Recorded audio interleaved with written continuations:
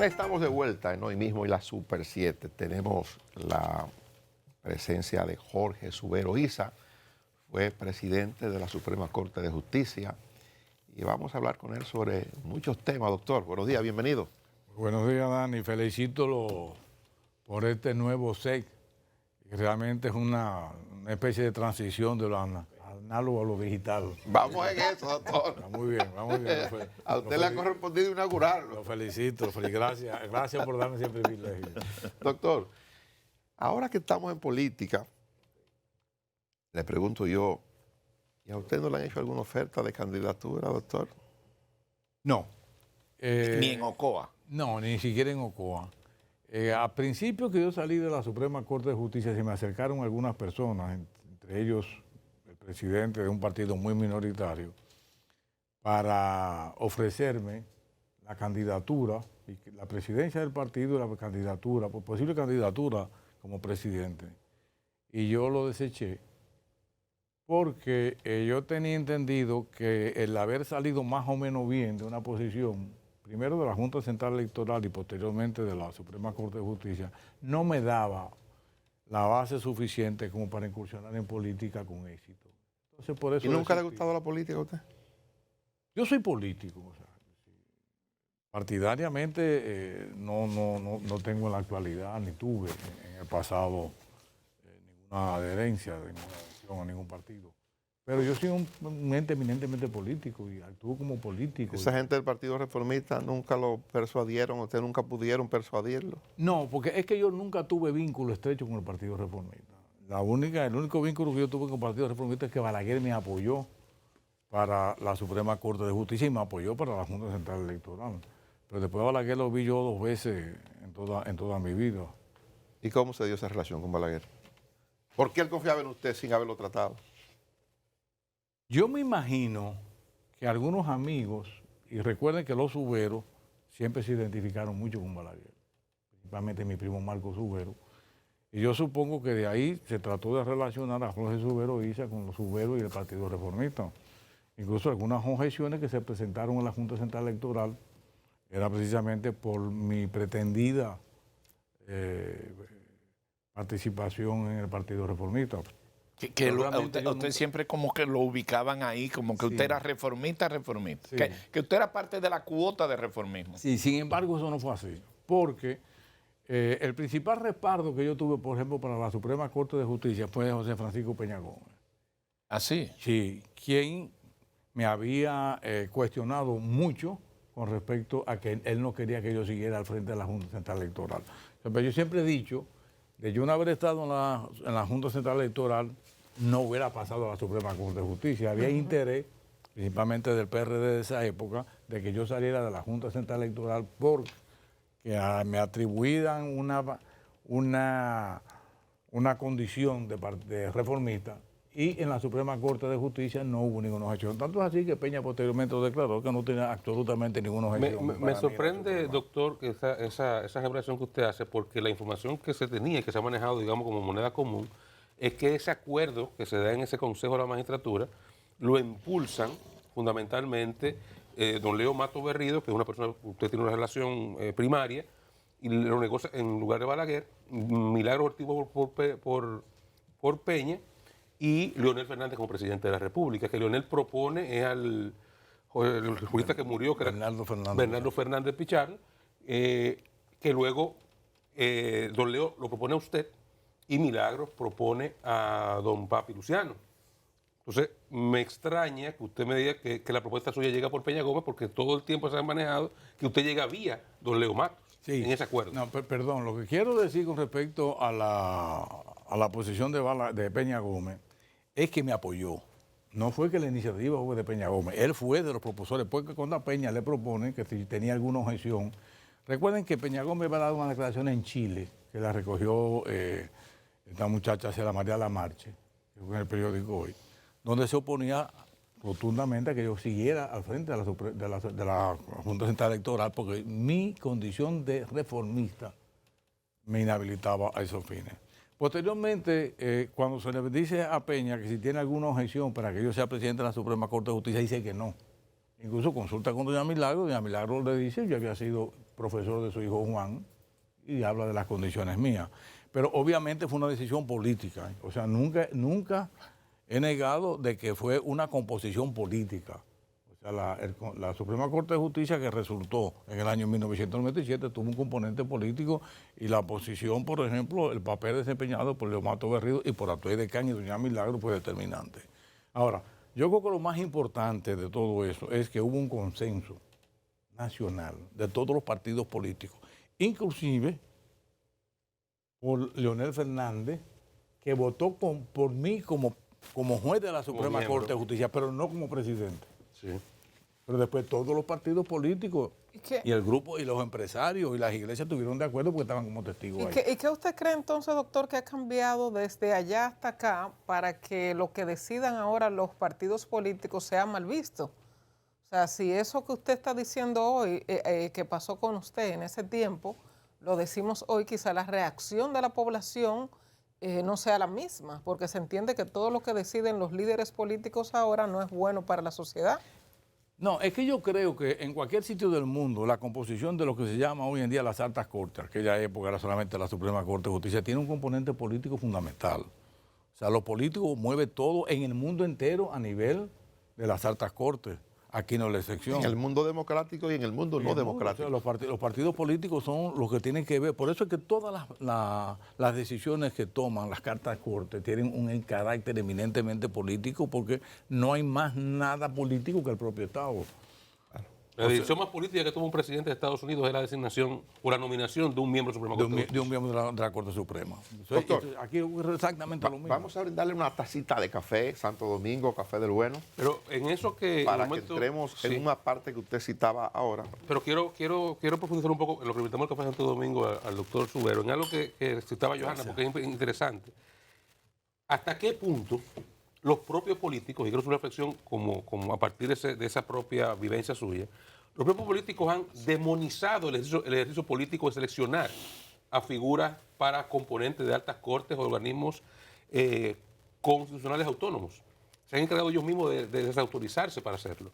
Sí, yo creo que sí. Yo creo que lo importante no es que elijan políticos, sino que elijan gente honesta, gente seria. Yo voy a poner el ejemplo de don Pedro Romero Confesor, político de pies a cabeza. Toda su vida. Y prácticamente salió de la consultoría jurídica del Poder Ejecutivo de Balaguer a la Suprema Corte de Justicia. Sin embargo, don Pedro jamás llevó un asunto político al seno de la Suprema Corte de Justicia. Y yo dije en una ocasión, y lo repito, yo no le tengo miedo a los políticos. Yo lo que tengo miedo es que los políticos lleven la política al seno de la institución a la que pertenecen. Pero yo creo que el mundo político, aquí en cualquier sitio del mundo, mueven todas las actividades en que se desarrolla el país. Doctor, pasado el tiempo, te recordaba ahora, el doctor Leonel Fernández votó por mí para juez de la Suprema Corte de Justicia, más no votó por usted para hacerlo presidente. Pasado el tiempo, ¿qué cosa operó ahí? Para mantenerlo en la presidencia. Y pasó 2 veces. Exacto. ¿Qué cosa pasó? En el 11 volvió a pasar. Mire, yo creo que Leonel, él nunca me lo dijo, Leonel y yo tuvimos una relación que siempre lo he dicho, fue mejor la relación personal que institucional. Mejor la relación personal. Él nunca me lo dijo. Pero yo entiendo que Leonel tenía un compromiso con el profesor Bernardo Fernández Pichardo, que fue mi profesor en la UAS antes de la Revolución. Yo ingresé a la universidad en enero del año 1965, antes de la Revolución. Y posteriormente el profesor Bernardo Fernández Pichardo fue que me lleva como profesor titular a la UNFO, donde permanecí muchísimos años. Yo creo que él tenía un compromiso con él. Entonces, ese día, en la última reunión del día 2, amanecer para el 3 de agosto del año 1997, el papel de doña Milagros Ortiz fue fundamental. Por eso es que yo siempre he dicho que esa composición de la Suprema Corte de Justicia del 97, la mano de doña Milagros fue muy importante. Ahí se dio cuenta el profesor, el presidente Fernández, que no tenía mayoría, y realmente no tenía mayoría. Él era uno solo. Siendo presidente de la República. Siendo presidente de la República. Yo creo que esa es la importancia que tiene la democrática y el ejercicio democrático, de que los órganos colegiados en un Estado que esté en diferentes partidos, en diferentes posiciones. La posición del profesor Bernardo Fernández, dijo, bueno, yo no soy presidente, a mí me prometieron ser presidente, yo no acepto. Y no aceptó y envió una carta Yo recuerdo que el día de la juramentación, el 4 de agosto del 97, en el Palacio Nacional, al ver que él no llegaba, me preguntan a mí, bueno, pero ¿qué pasa? Y el doctor César Pina Toribio, que está ahí vivo, me dice, acaba de enviar una carta el profesor Fernando Pichao que no acepta la posición. Y explica las razones por las cuales no acepta la posición. Pero yo creo que, ¿cómo se produjo ese vínculo, esa relación con Leonel Fernández? Mire, yo creo, Leonel Fernández me respetó mucho. Es más, debo decirle que la primera entrevista que yo concedí, después que fui a la Suprema Corte de Justicia, se publicó, creo que el lunes 5 de agosto del 97, una entrevista que fue a mi casa el domingo anterior, Tulio Navarrete, y salió en primera página del Listín Diario, y 2 días después se aparece una persona, un mensajero de la presidencia, que el presidente Leonel Fernández había mandado a enmarcar y a laminar la primera página del Listín Diario, donde yo aparecía con mi familia y una tarjeta de él. La conservo con atento saludo del presidente de la República. Posteriormente me enteré que a él le impresionó mucho la foto familiar.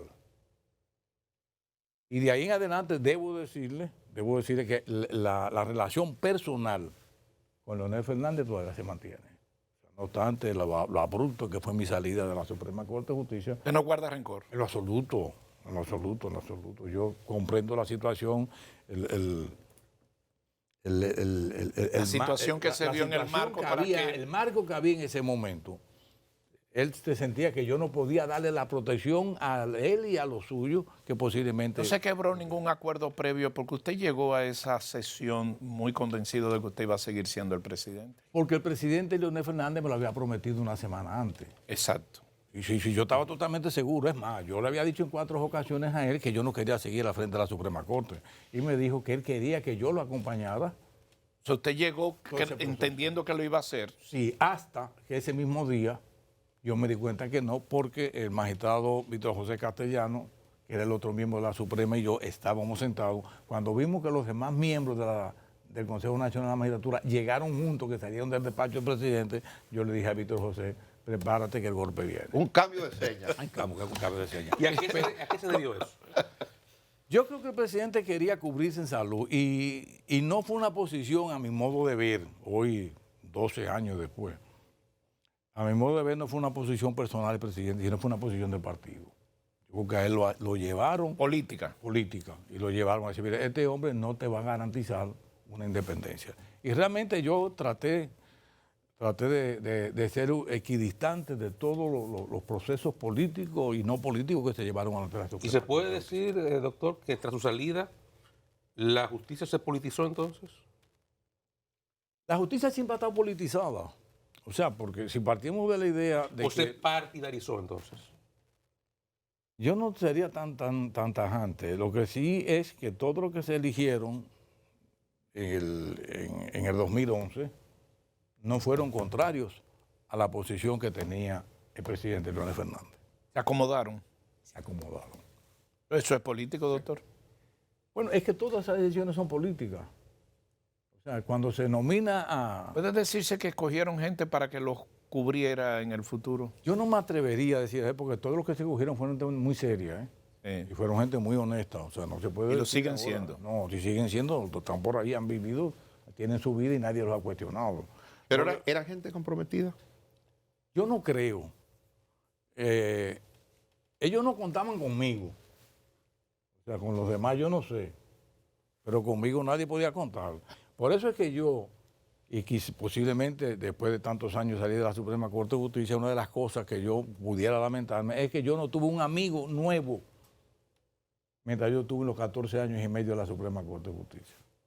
Y yo nunca fui a ningún acto empresarial, ni a ninguna oficina de abogado, ni a ningún asunto que fuera particular, que fuera privado, porque yo tenía entendido que me podía comprometer cualquier actuación mía a nivel privado. Ni ha hecho nada en ese ejercicio de que lamentarse. Su paso por ahí sigue siendo algún error o algo que usted cometiera. No.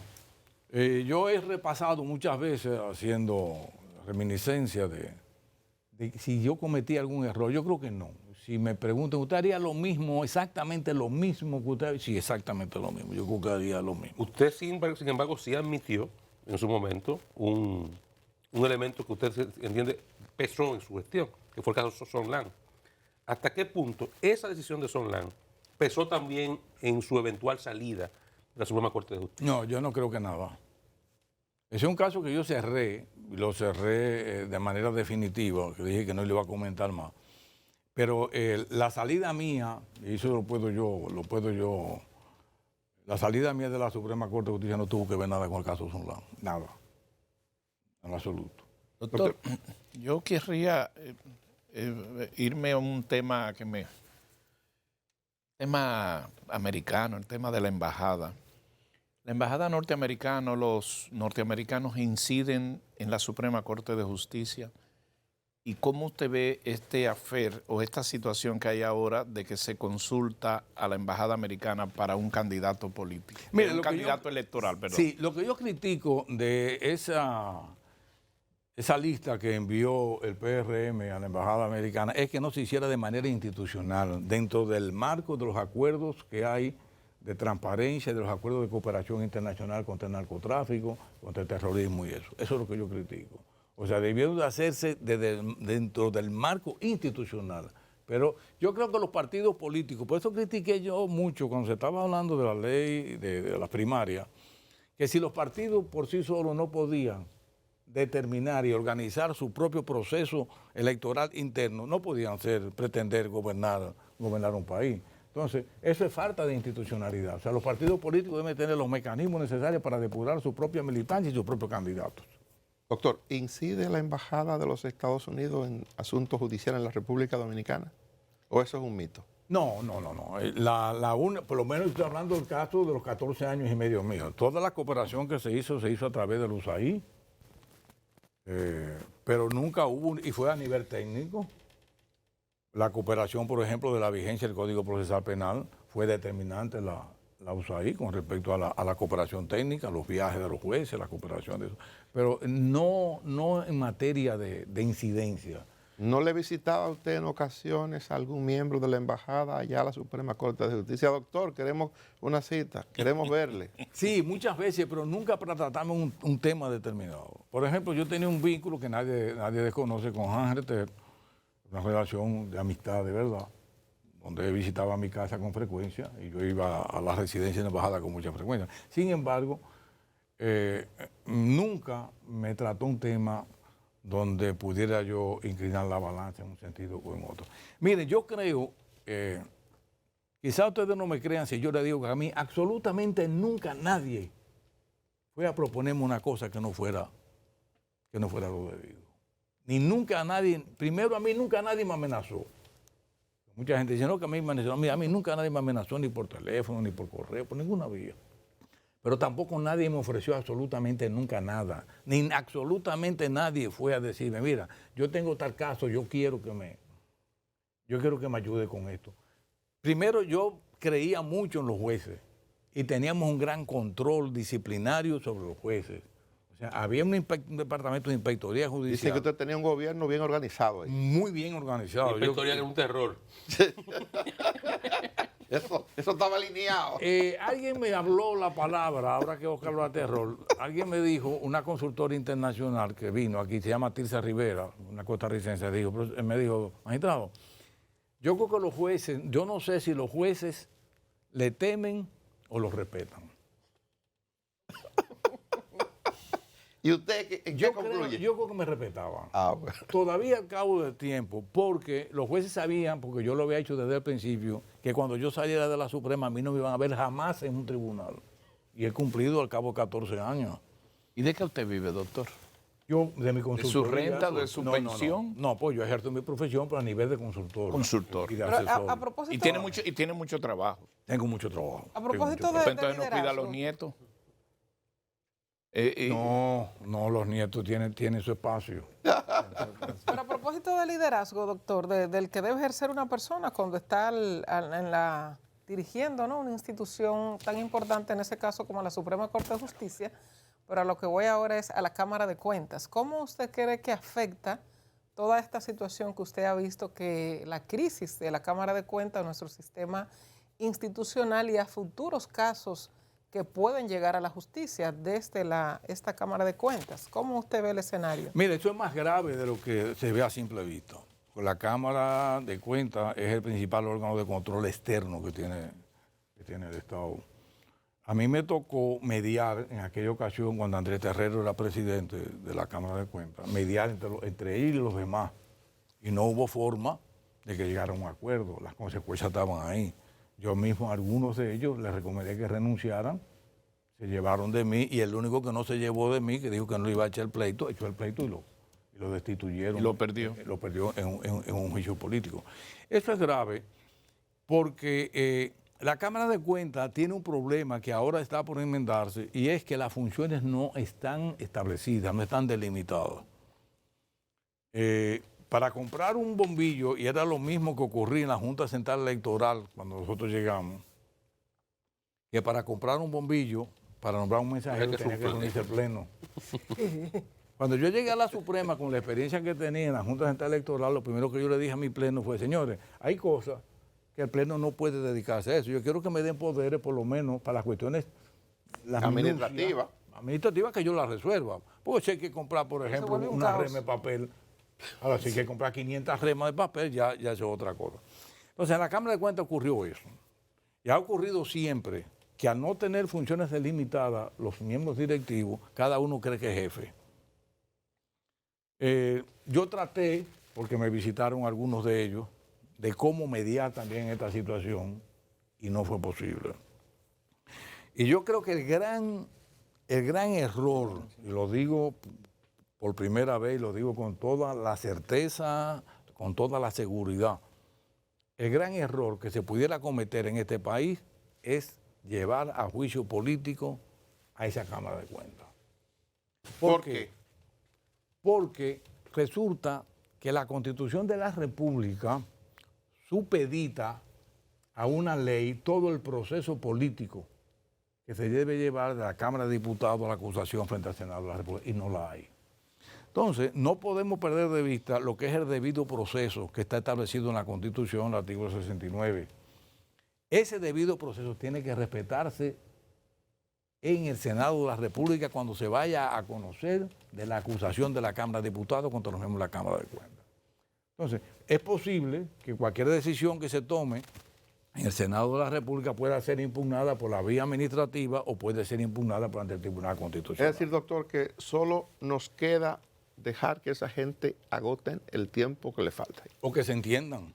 O que renuncie. O que renuncie. Bueno. Pero realmente yo no creo doctor, que... un placer tenerle. Así es que agradecemos al doctor Jorge Subero Isa que nos haya acompañado aquí en este día especial, inaugurando esta nueva escenografía que la gente ha visto, los que nos siguen por televisión. Pedimos, mañana estaremos de vuelta, Dios mediante.